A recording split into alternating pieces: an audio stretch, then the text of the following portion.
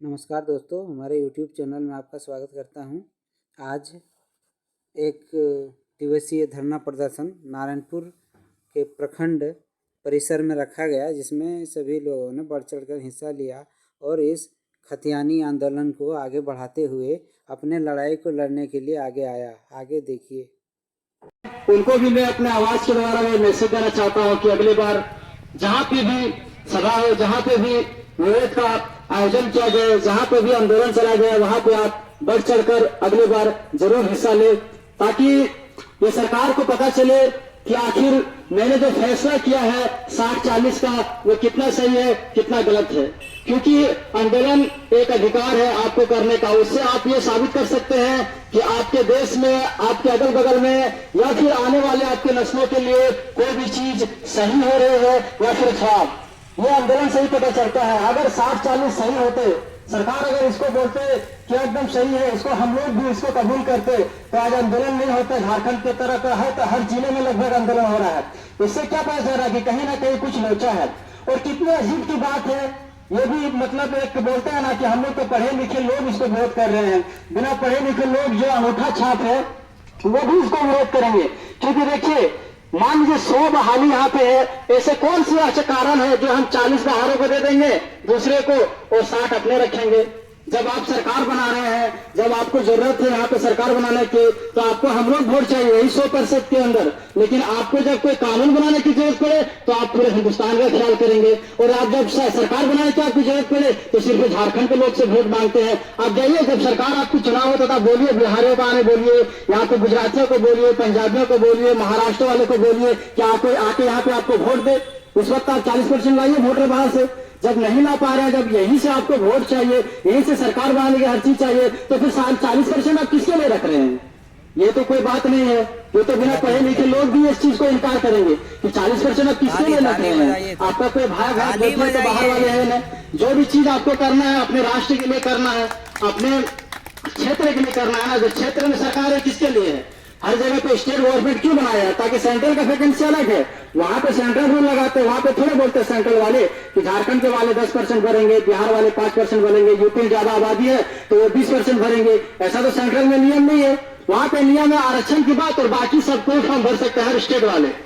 और हर स्टेट में जब फॉर्म निकलते हैं तो वहां पे आरक्षण होता है हर स्टेट के लिए। आप जाइए महाराष्ट्र में, उड़ीसा में, गुजरात में, तेलंगाना में, आंध्र प्रदेश में, कहीं भी, कश्मीर में आप फॉर्म भर के दिखा दीजिए, वहां पे जाके नौकरी लेके दिखा दीजिए। वहां की जो आरक्षण है, जो वहां का स्थान नीति है, वही नौकरी लेंगे। बस 90% के 100%। लेकिन आप कितने हरिया सरकार है कि आप यहाँ पे 40% दे रहे हैं, जो आज तक किसी भी स्टेट में ये नियम नहीं लागू हुआ है कि 40% हम बाहरी स्टेट को देंगे और 60% अपने लोगों को देंगे। ये कहीं भी स्टेट में ऐसा नियम, ऐसा कानून नहीं बना है जो आज आप इसको पास करके और एक नियोजन नीति बना के आप बहाली कर रहे हैं। कितने गुमराह कर रहे हैं आप लोग। आप क्या सोचते हैं कि यहाँ पे सब जंगल में रहने वाले, झाड़ में रहने वाले, पहाड़ों में रहने वाले लोग हैं? ऐसा बिल्कुल नहीं है। ऐसा था आज से 100 साल, 150, 200 साल पहले झारखंड की स्थिति थी कि लोग जंगल में रहते थे, पढ़े लिखे लोग नहीं थे, बिहारी इनको शोषण करते थे, जिसकी वजह से आज जहां जहां भी आप ऑफिस में जाएंगे देखेंगे अलग अलग स्टेट के ऑफिसर या फिर दरोगा हो, पुलिस हो, कर्मचारी हो, जो भी हो, हर आपको अलग अलग स्टेट के मिलेंगे। झारखंड को बहुत कम ही मिलेंगे। लेकिन अब ये नहीं चलेगा। अब यहाँ पे हम लोग 100% मांग करेंगे कि रिजर्वेशन हम लोग का 100% हो। जब आपको सरकार बनाने के लिए यहीं के लोगों की वोट चाहिए, तो नौकरी देने के लिए भी आप यहीं के लोगों को नौकरी दीजिए। ये नहीं कि आप 40% बाहर को दे दिए और 60% हम लोग को दिए, तो फिर वोट के लिए आप 40% वोट बाहर से लाइए, 60% वोट यहाँ से लीजिए।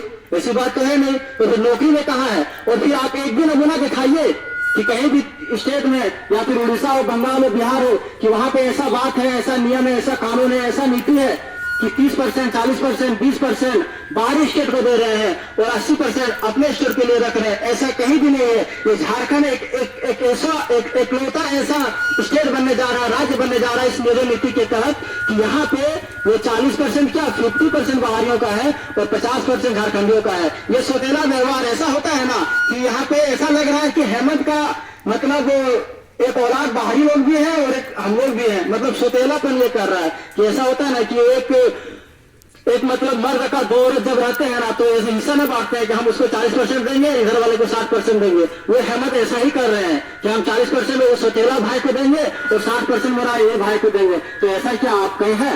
ऐसा तो कुछ भी नहीं है ना। हम लोग प्योर आपका है, प्योर झारखंडी है तो हमको प्योर चाहिए 100%, 90%। 40% में 60% का बात कहाँ आती है? ये सब कोई बात नहीं, बिल्कुल झूठा है। और दूसरी बात है, आप अभी तक कुछ दे ही नहीं पाए तो हम लोग कैसे भरोसा करें कि 60% को आप देने जा रहे हैं? आप 1% देने नहीं जा रहे, बिल्कुल झूठे हैं, बिल्कुल निकम्मे हैं।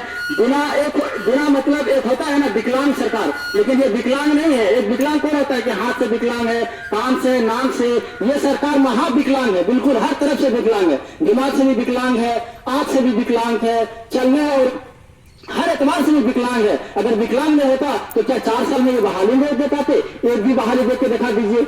पिछले सरकार जो भी नियोजन नीति बनाई उन्होंने बहाली दिया, दरोगा का बहाली दिया, टीचर का बहाली दिया, एक्साइज कांस्टेबल का बहाली दिया, पुलिस का बहाली दिया, होमगार्ड का बहाली दिया, जेई का बहाली दिया, सचिवालय का भी बहाली वो लोग निकाले थे। हर तरह का बहाली दिया, चाहे वो गलत नीति बनाए थे या जो बनाए थे उसके ऊपर तो आलोचना कहीं पे नहीं हुआ। लेकिन आप तो सिर्फ नीति और नीति ही बना रहे हैं, हर जगह विरोध हो रहा है और एक भी वैकेंसी नहीं दे पाए अभी तक। बिल्कुल निकम्मा। एक बोलता है ना कि एकदम बिल्कुल विधवा सरकार है, कोई इसका माय बाप नहीं कि क्या करेगा नहीं करेगा, कहां से सोच रहे क्या सोच रहे, कुछ समझ में नहीं आ रहा है। वैकेंसी निकाल रहे, कैंसिल कर रहे, निकाल रहे, कैंसिल कर रहे, और फिर एक बहाना बनाते हैं कि कोरोना काल। अरे भाई, कोरोना काल सिर्फ आप पर ही पड़ा था क्या? पूरा विश्व में, पूरा स्टेट में, हर हिंदुस्तान के हर जगह पे कोरोना काल था। आप पूछे क्या बिहार में कोरोना नहीं था क्या? बंगाल में कोरोना नहीं था क्या? झारखंड से ज्यादा कोरोना का जो रेट था रेशियो बिहार और बंगाल में था, तो क्या वहां बहाली नहीं कर रही है? वहां पे वैकेंसी नहीं कर रही? आप ही के लेके, कोरोना के लेके सिर्फ आप ही डूब चुके हैं और कोई नहीं डूबा है।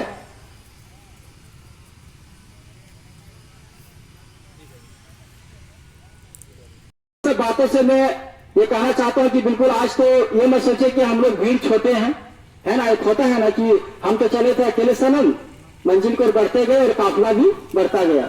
तो यही उम्मीद लेके हम लोग ये आंदोलन को शुरुआत कीजिए और आगे चलेंगे।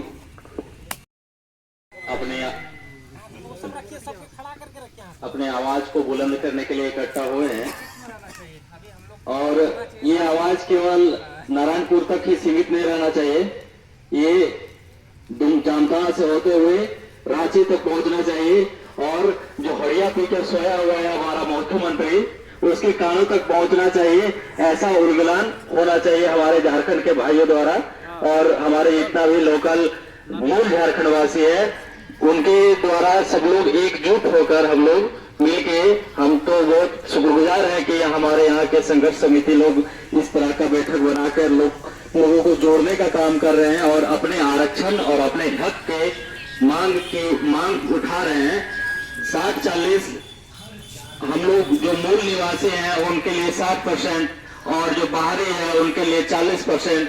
पूरा विश्व, पूरा झारखंड, पूरा भारत से आएगा आदमी और यहाँ नौकरी लेके जाएगा और यहाँ का मूल निवासी, यहाँ का अत्यंत पिछड़ा जाति, ये सब पिछड़ा ही रह जाएगा। इसलिए हम लोगों को बहुत ज्यादा जरूरी है कि अपने एक साथ एक आवाज में सब लोग 60-40 का विरोध करेंगे और कहेंगे कि 60-40 नहीं चलेगा, नहीं चलेगा। ठीक है। और हेमंत सोरेन सरकार के तरफ हम भी उनके कानों तक ये बात बोलना चाहते हैं कि आप खाली न्यूज़पेपर में छपवाते हैं कि इतना नौकरी देंगे, इतना नौकरी देंगे, इतना नौकरी देंगे और ये वो नौकरी नहीं दिए हैं अभी तक।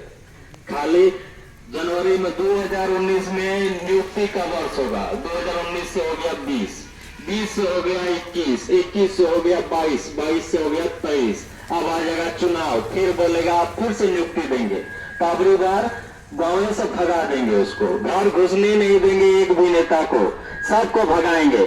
जो हमारे साथ अभी खड़ा नहीं है, जो झारखंड के लोगों को, जो हमारे अत्यंत पिछड़ा जाति के आरक्षण में के साथ में खड़े नहीं है, उन लोगों को पहचान के रखिए और उन लोगों को सही समय में जवाब देना पड़ेगा चुनाव के समय में। ठीक है, धन्यवाद। हेलो, मैं सबसे पहले नारायणपुर क्षेत्र के लोकहित संघर्ष समिति नारायणपुर को धन्यवाद देना चाहता हूं कि आज इस विशेष प्रोग्राम में बहुत सारे साथी हमारे जुड़े हुए हैं जो झारखंड सरकार के द्वारा बनाए गए नियोजन नीति के विरोध में आज हम लोग सब इकट्ठा हुए हैं और सरकार को पता चले कि 60 और 40 का जो नियोजन नीति आप बनाए हैं ये झारखंडियों के लिए उनका कभी हित नहीं हो सकता है। ये 40% जो आप ओपन कर दिए हैं इसमें कहीं ना कहीं हम लोग का क्षति है।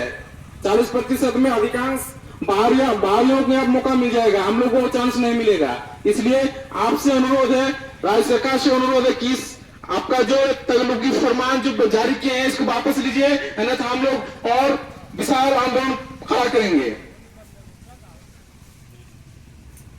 और हमारे यहाँ के जो क्षेत्रीय हमारे माननीय जो है वो उनका जो ये है कि उनको हर एक चीज में षड्यंत्र लगता है। हम लोग 7 लाख ट्वीट करते हैं तो उनको लगता है कि सब षड्यंत्र ही कर रहा है।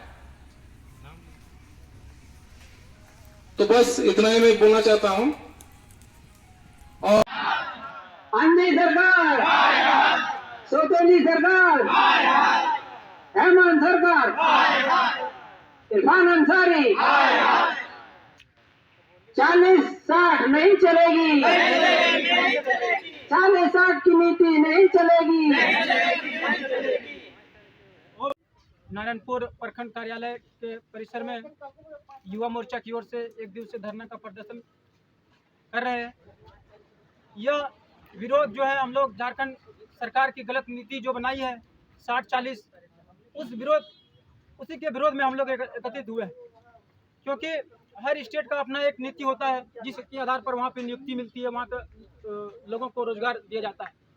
आज झारखंड 22 साल हो गया गठन हुए, लेकिन यहाँ की एक भी नीति आज तक नहीं बना पाई है। और वर्तमान सरकार जो है हेमंत की सरकार इस नीति को लाई है, इसलिए हम लोग सब मिलकर विरोध करने के लिए आज एकत्रित हुए हैं।